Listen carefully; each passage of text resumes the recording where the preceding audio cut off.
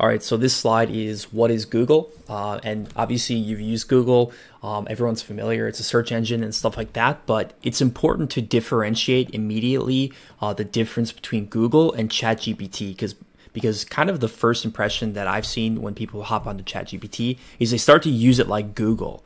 And while you can do that, that's not leveraging it to its highest potential and kind of, that's not really the point of ChatGPT necessarily, although it does have some similar functionality. So Google is basically, you give it an input, a Google search, and it gives you an output.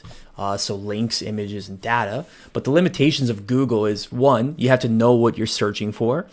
You can't ask it follow-up questions, and it cannot intelligently summarize something or expand on something. Like basically what you get out of a Google search is kind of what it is. Like you can't modify that result unless you do a new Google search. And so this is the biggest difference between Google and ChatGPT. ChatGPT is iterative, and I'll say that many times in these kind of lectures here. It's iterative. You need to manipulate it and manipulate the output to get what you want. And that's going to make a little bit more sense once we get into using ChatGPT.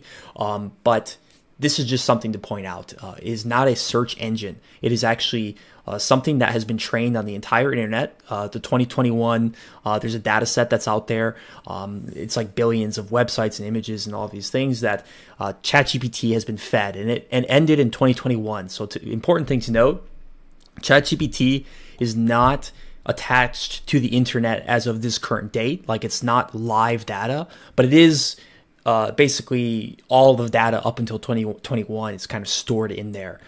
So it's not going to search something that happened yesterday or last week. So it's not for current events or news or stuff like that, but it is basically a collection of all of human language, human experience, mathematics, software, all of these things into one bundle. So that is the main things to consider. So we'll get into it on the next one here, where we talk about ChatGPT and kind of the difference here, and we can talk about some basic examples.